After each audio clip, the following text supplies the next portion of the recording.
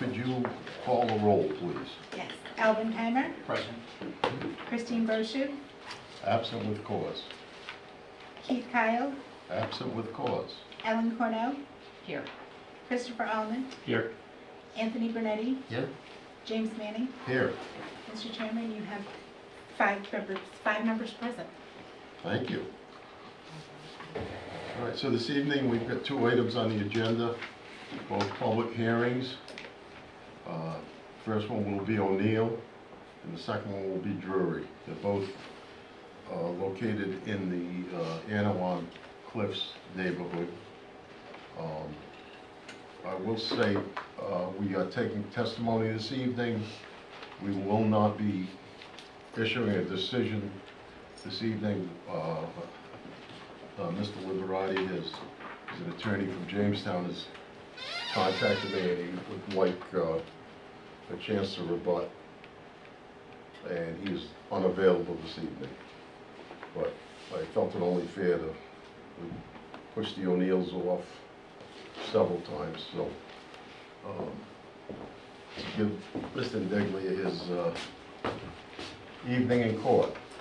Well, may it please the board, Mr. Chairman, solicitor and staff, my name is Vincent Indelia, Latrario. I do represent James and Ann O'Neill with regard to their application for a dimensional variance on Cliff Drive in Anawan Cliffs, Narragansett, Rhode Island. However, I appreciate that statement. I received notification initially from Ms. Sabo from the Community Planning Office indicating that the February 28th meeting was going to be continued due to a lack of a quorum, for lack of better terms, and the date was going to be March 7th, which is today. Subsequent to that time, I received notice from Mr. Liberati that he was not going to be available, could not make the meeting. He was on vacation in Narragansett. I communicated with the solicitor my client's disappointment with the fact that we would now be given the opportunity to move it to another date.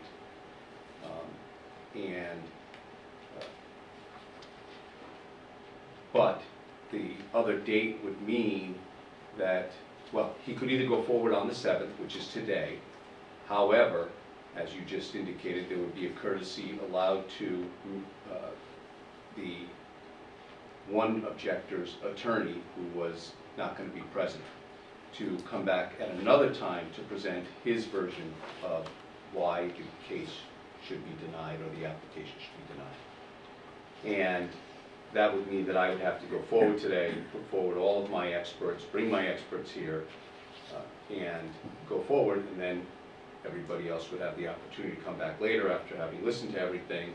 And if I needed to rebut anything, I would have to pay for and bring my experts back another time. Now, as much as my client thinks that that is unfair and that he has been waiting since January at least to have his hearing, I understand that's the policy of the town. It's been traditionally the policy of the town since I've been here a long time. Not as long as you, Mr. Chairman, but I've been here a long time. It's only because I'm old. Yeah, that's right.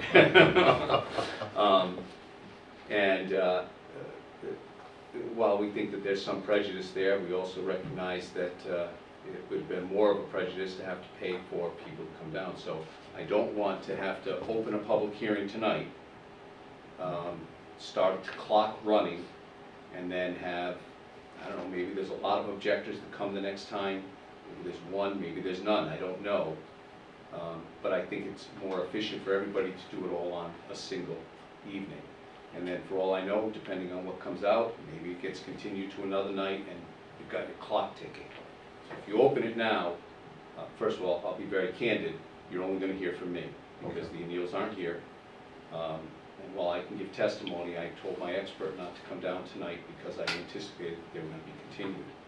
I was unaware that you only had 2 hearings that involved the same exact lawyer on the same exact plat of property, but that's my story. So if you're going to tell me to go forward, I'll go forward, but I'm gonna have to call American Engineering, they're gonna have to rush down, you're gonna have to take a recess for me to get them on the stand, or we can go to another available date. I can appreciate what you've gone through on this and what your clients have gone through. And I certainly understand the cost involved with bringing experts in on multiple occasions, especially on something, Such a minor nature as this. yes.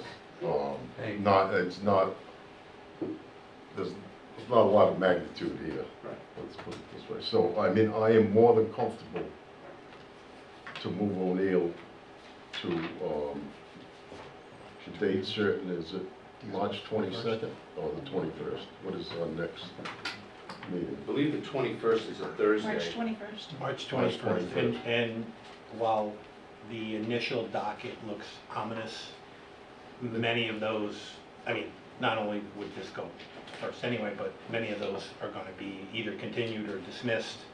So a lot of those appeals, we probably will only have one Okay. appeal. That's fine. I mean, I just, out of courtesy, Yep. I think it's only right that we, You're not having another special meeting before then, and you're not having another special meeting between the 21st and the April meeting, is that correct? not that I've been told. Okay, all right, just wanted to make sure. So I will probably have another attorney from my office attend on that evening, just because if I told my client he now had to continue it because of my unavailability, it wouldn't have a client much longer, so. But I appreciate your understanding and lodged my objection anyway for the record. Mm-hmm, Okay? certainly. So the 21st, 21st, 6:30. be number one on the agenda. So we need a motion. Yes, Chair would entertain a motion. Move that we move O'Neill to a date certain of 3/21/24. Second. Any discussion? Hearing none, all those in favor? Aye. Aye. Opposed? That motion carries 5-0. Okay. Next item then is Drury. Good evening. Good evening. My name is Tom Drury. I live at 10 South Grove Drive in Anawan. Came in back in 2012. And I graduated from URI, said if we ever make it, we're going to come back here. So we executed on that pledge and No, I know. came in from Connecticut. Mr. Drury, before you continue, you're not an attorney, are you? No, Okay. no. You need The to, farthest thing from it, by the way. okay. You need to raise your right hand and this young lady will swear you in. Do you solemnly swear that the testimony you're about to give will be the truth, the whole truth, and nothing but the truth, so help you God? I do. State your name and spell your last. Thomas J. Drury, D-R-U-R. Thank you.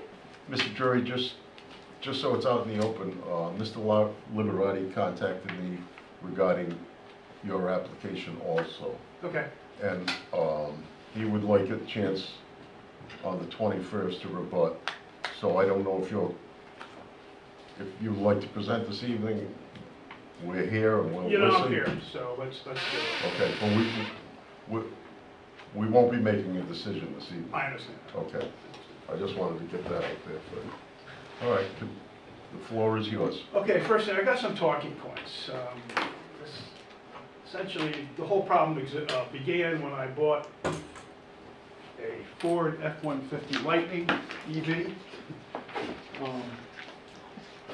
and found out that it really doesn't fit into any kind of standard garage these days. So I've got basically what I'm doing is I'm looking for a waiver on the height of that. And we actually submitted back in October. The other thing I wasn't sure about what the rules were in the neighborhood as far as setbacks and things like that. So rather than try to, go through different channels and stuff like that, we said, let's just submit. George Spitharakis is my contractor on it, and he's helped me along through this process. So what I did find out, though, is I actually have two front yards. We have a corner lot in Anawan, and you can see that. And this front yard here and here have the most extreme setback rules you can have, because Anawan has a 15-foot one from the road, and then the town has 40 feet. So anything, most of my property basically requires a 55-foot setback. Mr. Attorney, would you like to enter this as an exhibit? Yes.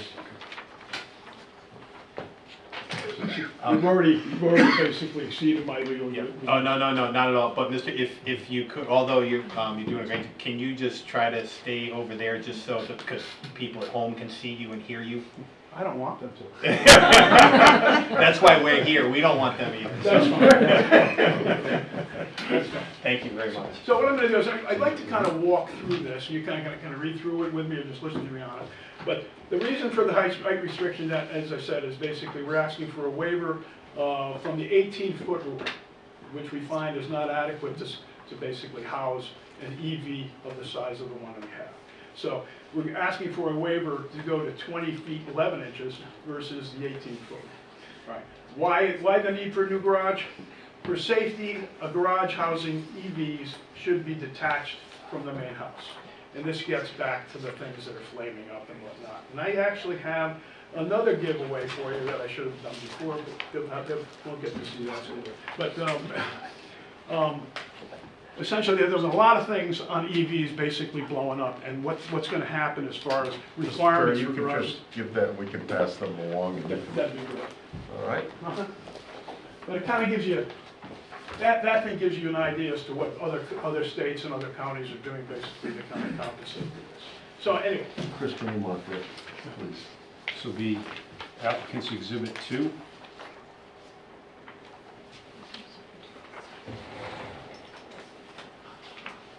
Go ahead, Mr. Drury. All right, so the waiver we mentioned is going to go basically 2 feet 11 inches is the last one. Why the need for the garage? It's for safety. Garage housing EV should be detached from the main house.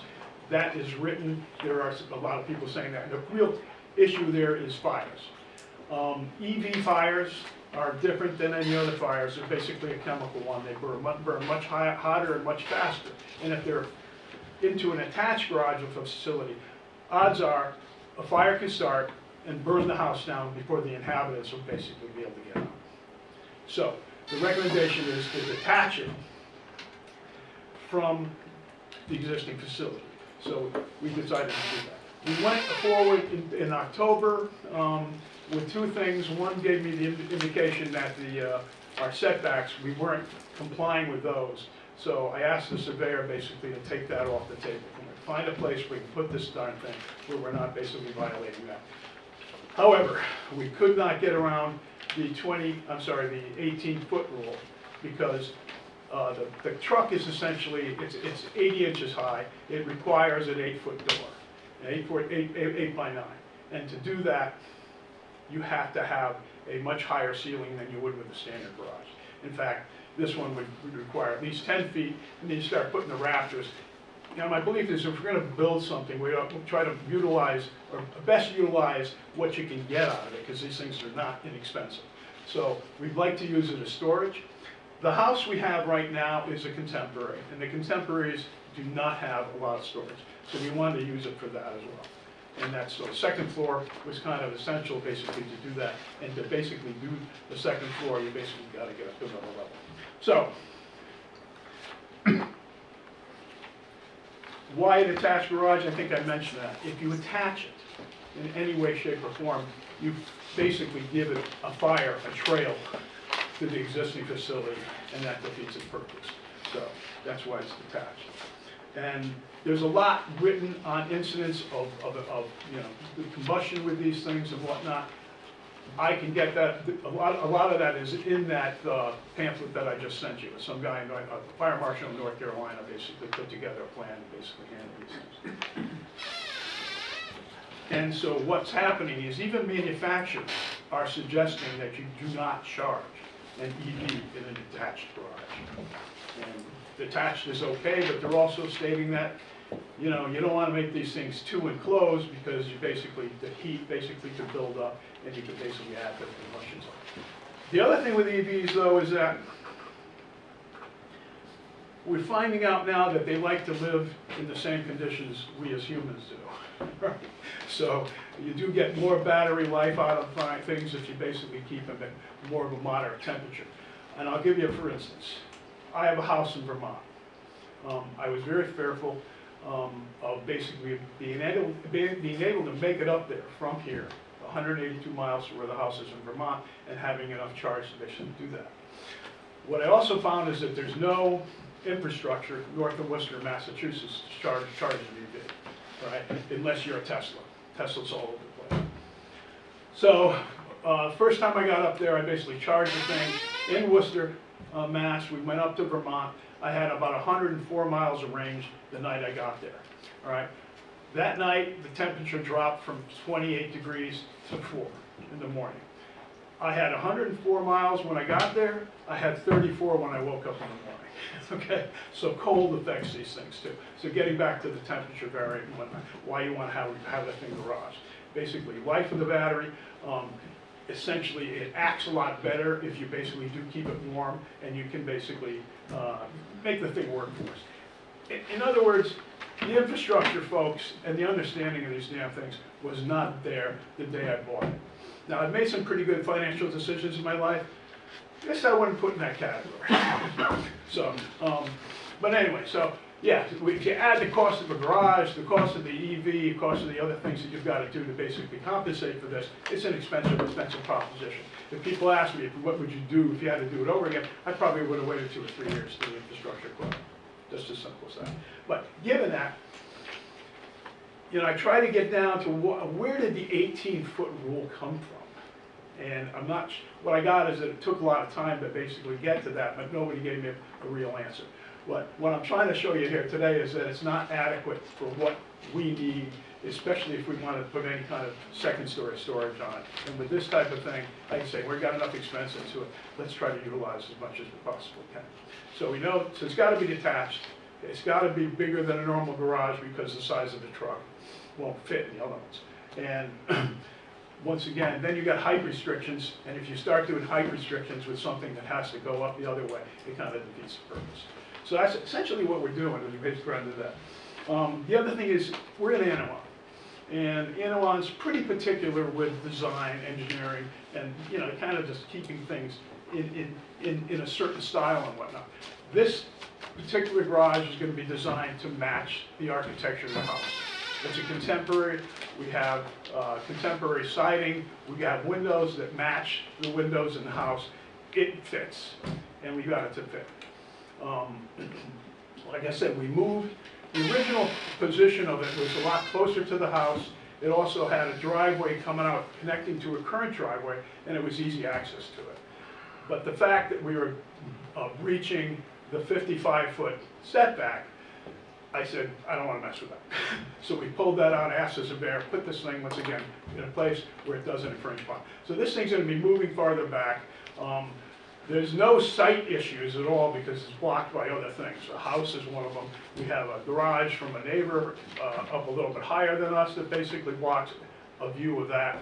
And it's basically sitting there, it's kind of like I say, it's going to fit, it's going to meet the architectural things. So the other thing is if you start cutting down the slope of it, and we have 4.9 feet upstairs. Oh, excuse me, if you're I'm going to sorry. speak, you're more than welcome to. You just need to be sworn in Yes. and recognized. So if you want to get up and answer Mr. Drury's questions, So, yeah, please. yes. feel Let's get free. you on record, George. Please raise your right hand. Get more for Do you solemnly swear that the testimony you're about to give will be the truth, the whole truth, and nothing but the truth, so help you God? Please state your name and spell your last. George Spatharakis, Spatharakis. Thank you. Yeah, just, I'll give you another printout. We talked to the barnyard to try to change the slope in order to stay at the 18-foot mark. And in order to do that, upstairs we only get about 4 feet 9 inches of space. So for storage, it's going to be very difficult to store something up there. You know, being able to go up there with a stair, a traditional stair, rather than just a pull-down ladder that is dangerous. You know, it's okay for a 20-year-old maybe, but you know, we're getting up there. So in order to be able to store things efficiently and safely, we need to be able to at least walk up there. And that's the issue with the 18-foot. We bring the pitch low, then we only get 4.9 inches, 4 feet 9 inches of height to the wall. Which does not comply with the town standards of 6 foot 8 inch head space above a stairwell and at the top. We got a stair instead of some kind of a ladder.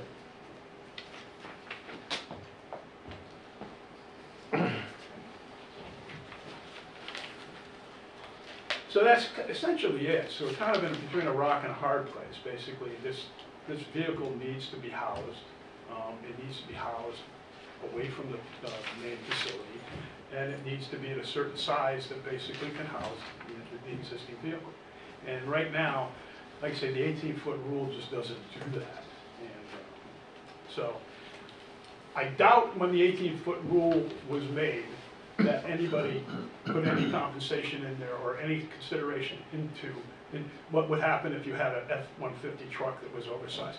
Let me just talk a minute, why is that thing so oversized? There's a 2,000-pound battery at the bottom of this thing, and they gotta get that off the ground. The damn batteries do not go well with water. I had to go up to Boston today. I would have normally taken the truck, but it was raining. So you kind of pick your spots with things too. That technology will come around, it's not totally there now. So it's well off the ground to begin with. The truck's about 80 inches high, which is much higher than a standard F-150 or any kind of pickup truck these days. It's a big truck, it's also wider. So anyway, to compensate for that, once again, we got a big truck. So I guess what I'm asking the town to consider is for EVs, basically to expand that height restriction so that we can basically get what we need to work for us.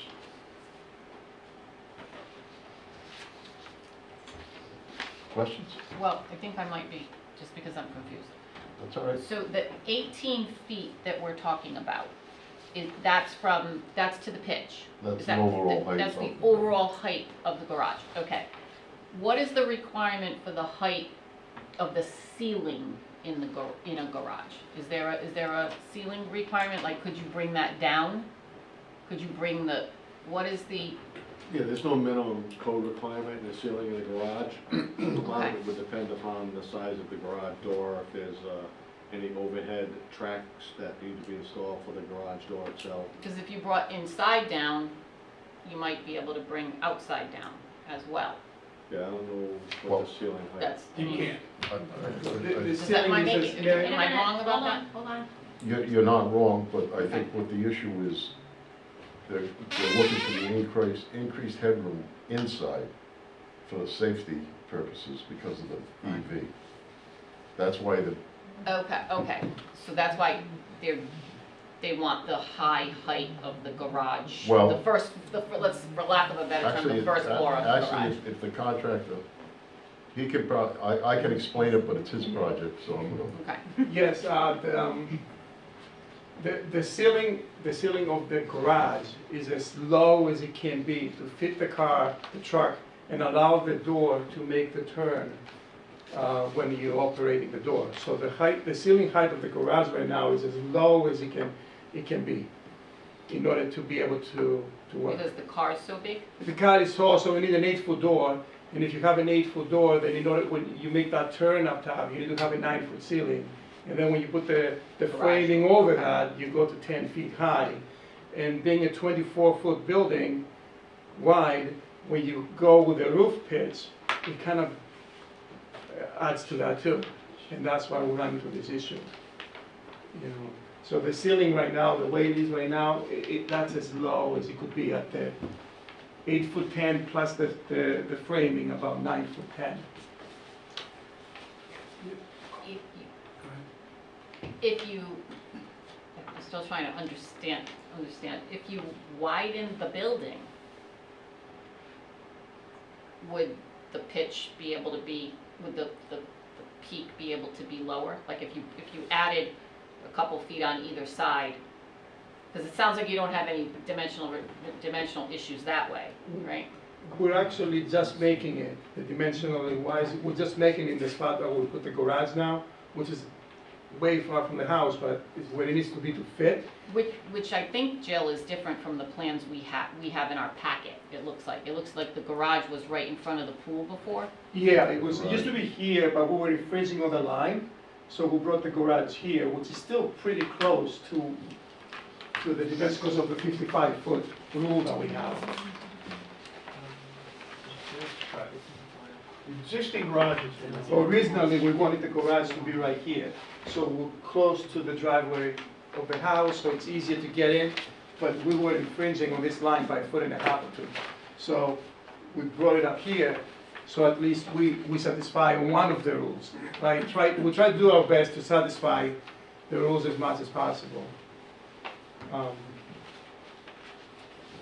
Once again, to get back to your, essentially, you're looking for that, it's gotta be a 10-foot to the floor of the second floor, all right? It's 9 feet to the ceiling, and then you got 10-inch Yeah. rafters, basically to get you up that other foot column. And so you're basically 10 feet basically at the top. And upstairs, you're planning on using it for storage. That's correct. And Would dormers help that? a little bit, but not when you can only get 4.9. Once again, where the rafters are gonna have to go, not when you can only get 4.9 feet. Those dormers aren't going to be any more than that, so you're basically gonna get hosed. What happened is if you dormer this, you have to tie below down here, so it makes the height, even though you're raising this to dormer it, you kind of, because of the rafter ties for structural purposes, it lowers the ceiling to the 4 foot 9 inches mark, even with the dormers. I'm no construction. No, but you're lowering the dormer too. Right, Is what right. happens. But, and you definitely need, the roof construction has to have, what do they call, Rafter ties. rafters that Yeah, have the yeah. ties? It You holds the can't- tie there's from no just- other I way of- cannot take two people speaking Oh, at sorry. once. There's no other way of constructing it so that you can, eliminate those ties? Maybe there's some steel beams or something that can, something additional or different?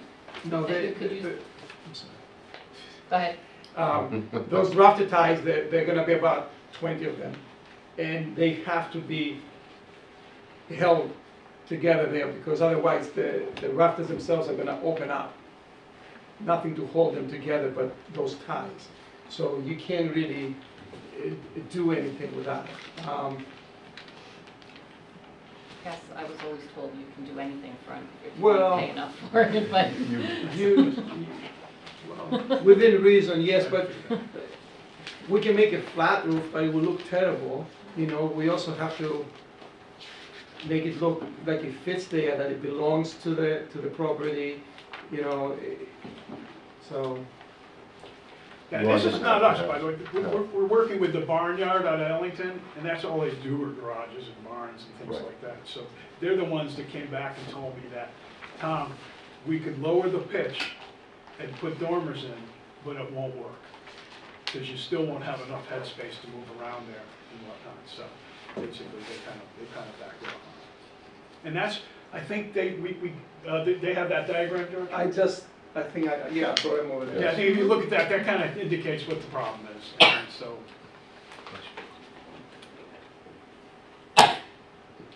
Bless you.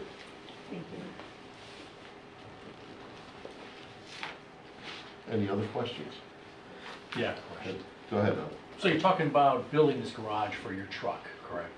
yeah, I've got a hybrid auto that All right, I'm charging out there that's- as well. There's That was the there's question, a is do you need a two-car garage? If you only needed one car, you can widen it to drop Yeah. the height. Well, I learned a little lesson in that. I went from totally EV to hybrid the next time, and that actually is probably where the world is right now. So we're doing that, but we will charge that outside the house, the main house as well. I mean, right now I'm charging it. I got a dryer outlet essentially on the outside of the garage, and I got a 20-foot cable, and I'm doing the thing outside. And it's okay, but it doesn't do anything for the battery life. It basically is. And it's actually maybe too close based on what, if you read the article on some of these damn combustion things. I mean, it took down a boat with 4,000 cars in it, for God's sakes. These things, yeah, I mean, a lot of stuff wasn't thought through, and I'm the recipient of that. And by the way, I'm also my bad. Anyone else? Okay. Thank you, Mr. Drury. Thank you for hearing us, folks, tonight. I didn't know that I'd be the only one up, and so I apologize that everybody's got to be here. But, That's fine. No problem. Is there anyone who would like to speak in favor of this proposal? Yes, sir. Please raise your, do you solemnly swear that the testimony you're about to give will be the truth, the whole truth, and nothing but the truth, so help you God? I do. Please state your name and spell your last. James Grace, Grace. Thank you. Welcome. Good evening. Good evening. You all mine? It is. I happen to be in the overhead door business. I happen to know So- that. Yeah. What Tom is stating here is correct. For an 8-foot-high door, you need a 12-inch headroom requirement, which is called the radius. And it goes back another 2 feet. So 8 foot high would be, back room would be 10 foot back for the track. So, and then you need your structural above it for your second floor. So he's caught in a hard place here, a real difficult thing.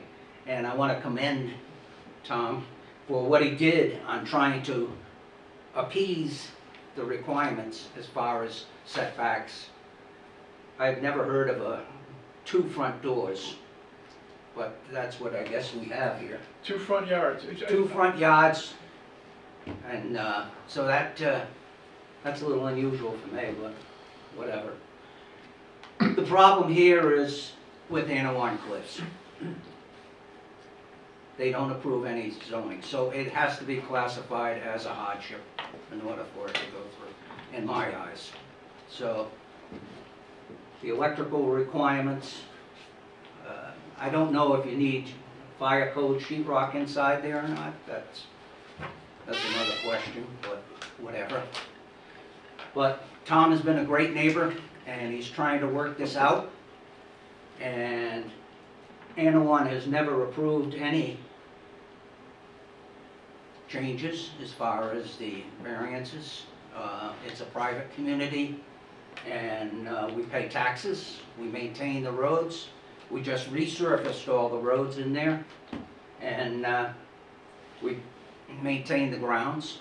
And as Tom mentioned, we have 15 feet on either side of the road that's owned by the association. So that's another little setback for this property. But overall, I think it has to be classified as a hardship, and that's the way to look at it. Thank you for your time. Thank you, Mr. Grace. Is there anyone who would like to speak in favor? Okay. Is there anyone who is opposed who would like to speak?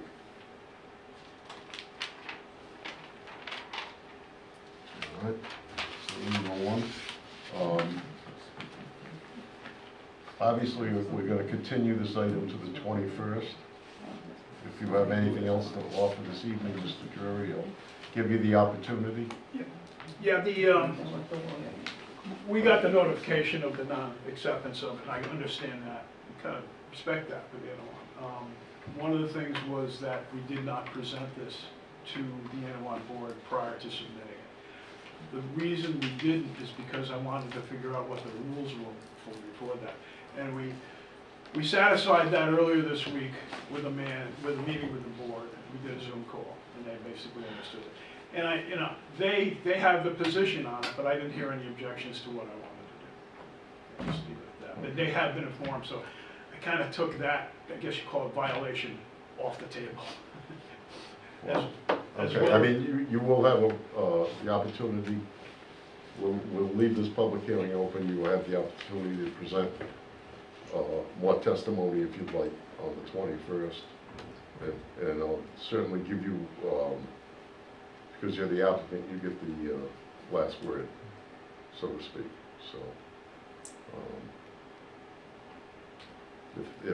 if you're comfortable with what you presented to us this evening, we'll digest this and we'll hear the rest of it in 2 weeks. Fair enough. okay? Yeah, so plan on putting me on the docket, I guess. Oh, you'll be on that. You'll be number 2. Damn. Already gave away the top spot. Mr. Chairman, Mr. Chair, he should probably be number 1, because he's already presented. yeah. We'll see. All right, No, your prerogative, no, you're the chair.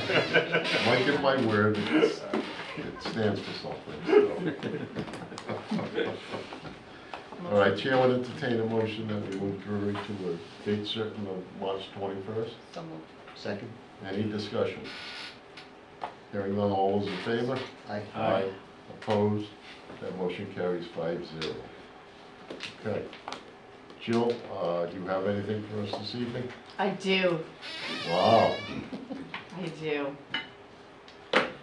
So in preparation of the new law, I revised your template decision. You could pass those that way, that would be great. I revised your template decision, so you'll have it. I put it together, and we can talk about it next month or in 2 weeks, whatever you like, after you've had an opportunity to review. So what I did with this is I just wanted to show you where the changes were, so I did a strike out underline from your previous decision template to this one. So you can see where the state law has changed, it's stricken, and where the new language in our ordinance that was duly adopted a couple months ago has been added. Thank you. So moving forward, when you folks are comfortable with this, we can make it final. Maybe I could take the word draft off someday. And might not give me anything to present, but yeah, so if you want to take a look at that, and like I said, Mr. Chairman, it's your prerogative, 2 weeks, a month, we can come back and take a look at it.